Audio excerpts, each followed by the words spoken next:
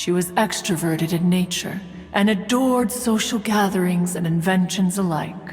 Long ago, this region was yet a prosperous assembly. Guizhong often invited her friends to visit her home, reserving for us seats around the largest stone table. Sea Gazer would always bring out his latest treasure and place it upon the table. He could be quite the braggart. Though usually a mild-mannered fellow, when it came to those collectibles he was so fond of, he always loved to show them off. Paimon remembers that name. So that's what Sea Gazer was like. He was an old friend and a former rival. One has many memories of him. Once he had brought out the treasure, it would predictably become the center of attention. Neither Guizhong nor one was content to let him just steal the spotlight. So we would then also present our proudest mechanical creations.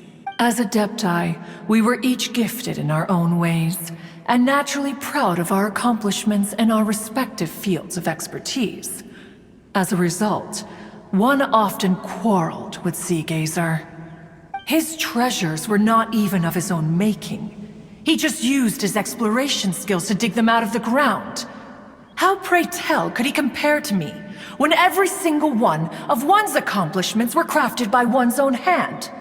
Cloud Retainer, you are getting competitive again. One digresses. Regardless, every time an argument occurred, Guizhong would come over to watch us during our mutual lambastics. On some occasions, she would join in, and on others, she'd take one of us by the limb and start uttering the most ridiculous nonsense. What kind of nonsense? No kind of nonsense were we spared. Sometimes she would brazenly opine, why argue between yourselves when neither of you could ever hope to beat me? Other times, she would make unsolicited suggestions, such as, once you two are done arguing, let's go to the foot of the mountain and grill some meat. She always sought to make everyone happy, and one must say, she had quite the gift for it. No matter what nonsense she said, one never felt bothered or offended. It also helped that she never referred to one as that illuminated bird or lady bird. Come on, get over yourself! Anyway, just as our impassioned arguments would reach the apex of acrimony, Marchosius would bring his delectable dishes to the table.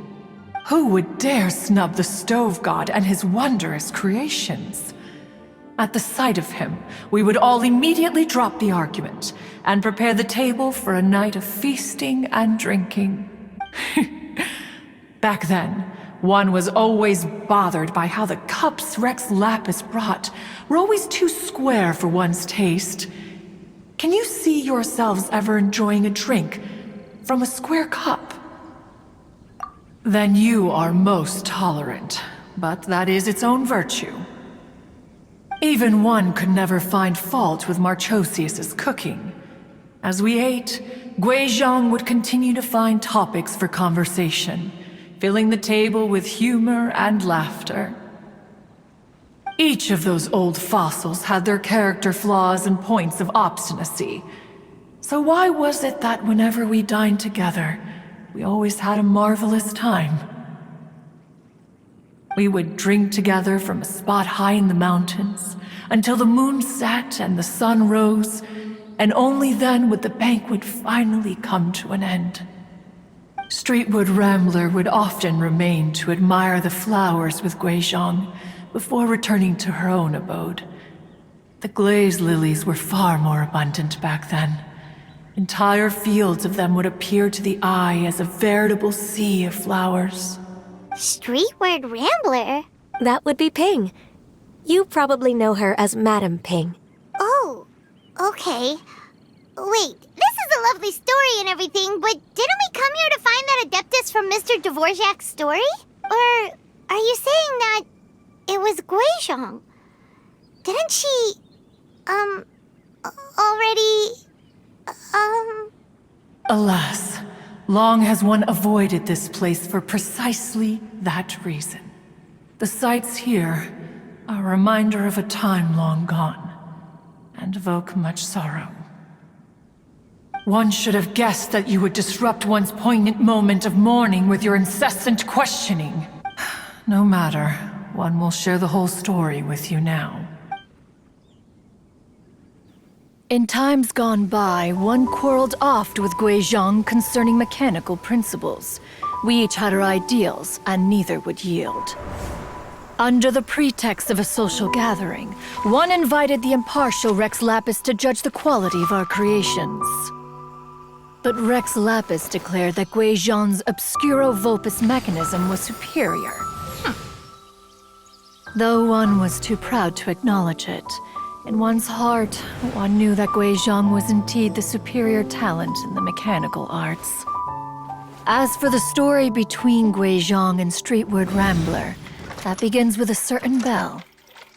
In Guizhong's opinion, while mechanisms were no substitute for human composers, they were yet capable of producing simple but fine melodies. But Streetward Rambler believed music to be an expression of the soul. An emotional enterprise that could never hope to be replicated by machinery. They argued endlessly, until one asked Rex Lapis to intercede. He confiscated the bell and designated it for ceremonial use.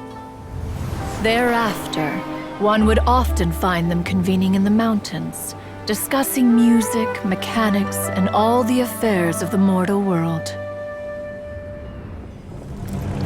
But these good times were not to last. War broke out between the gods, and soon engulfed the Guili Plains. Guizhong was overpowered by the enemy, and fell in battle. When Streetwood Rambler and I arrived at the scene at long last, all that remained among the ruins was her lifeless body. After this, at Streetwood Rambler's request, Rex Lapis granted her the cleansing bell for safekeeping. To honor our friend's memory, one made a few finishing touches to her ballistic device. Many lantern rites have passed since then. Many greetings and goodbyes. Upon what do you gaze? The Guili Plains? No, it's everything.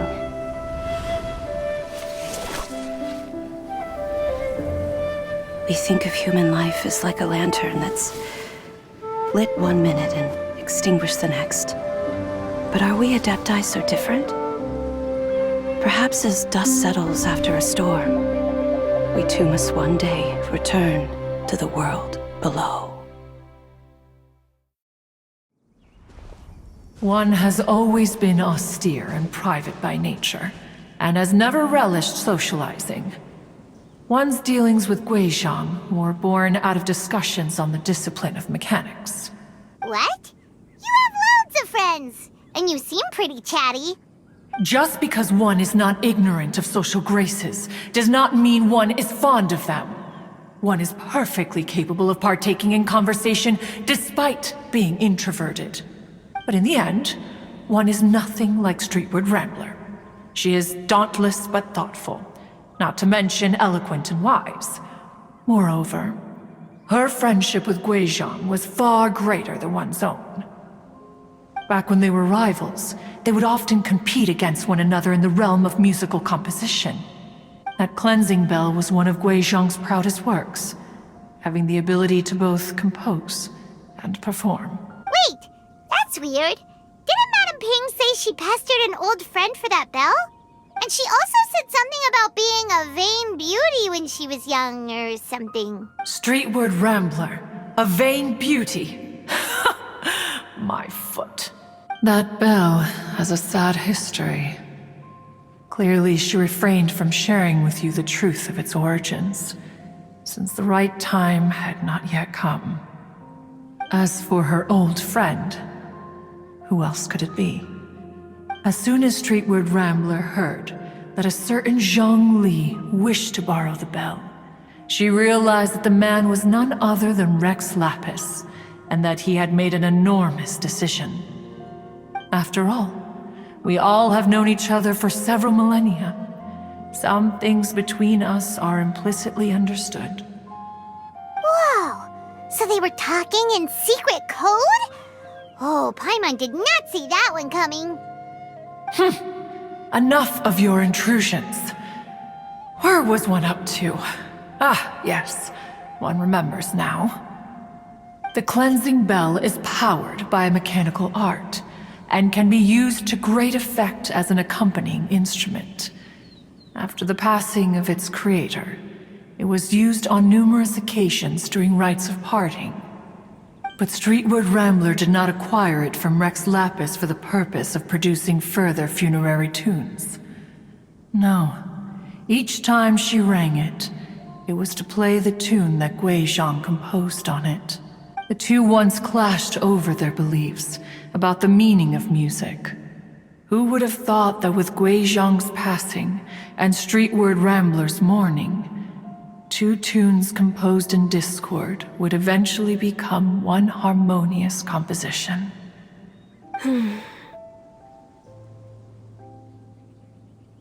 Once upon a time, Streetwood Rambler also loved gatherings, liquor, and music. But after Guizhong passed, she preferred her own company. She could often be found sitting alone at a mountain summit, contemplating and reminiscing with her zither. The music would go from mournful to soothing to impassioned. Many years passed before she finally composed a melody to her satisfaction. In celebration, she played the tune to the clouds. Regrettably, one has only ever heard her play that tune once. Which brings one back to the matter you've been investigating. Perhaps it was during that performance that the ancestor of your Fontaine friend fell into the water and was saved by Streetwood Rambler.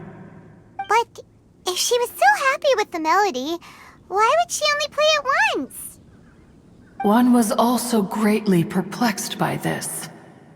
After suppressing one's curiosity for a long while, one finally approached her and asked why she would retire the tune after having spent so long on it.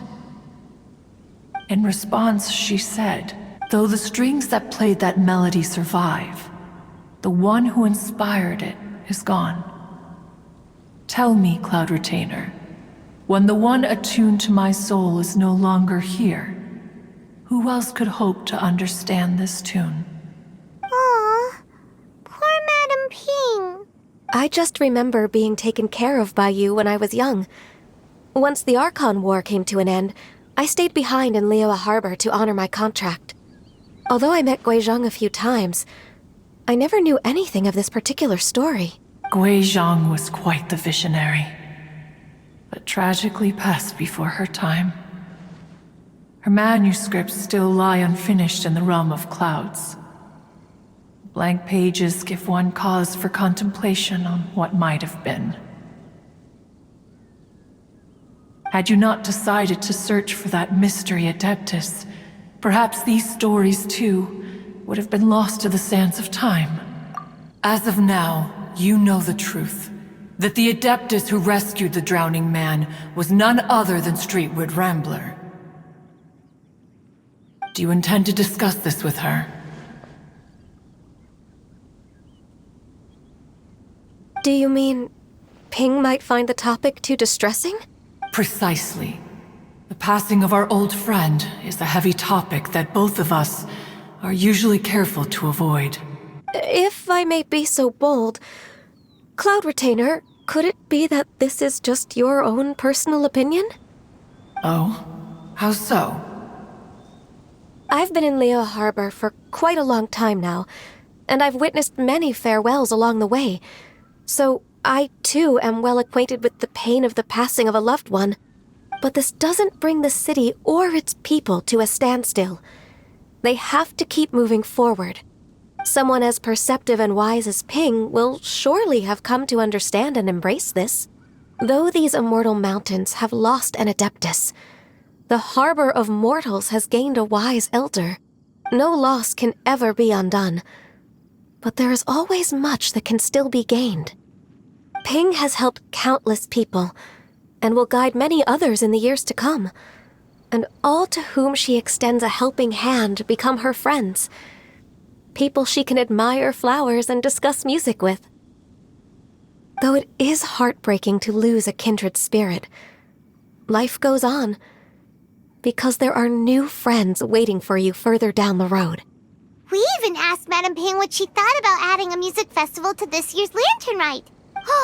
When we get back, why don't we just ask her if she'd like to perform? Maybe we can even get her up on stage. Why don't you come with us?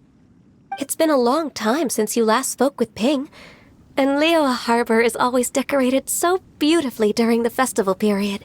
Is not every Lantern Rite the same in this regard?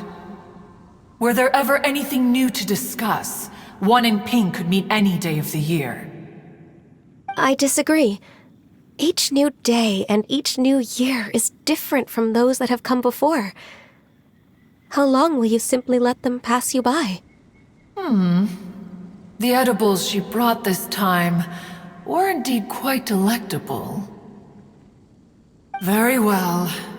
Then one will be off.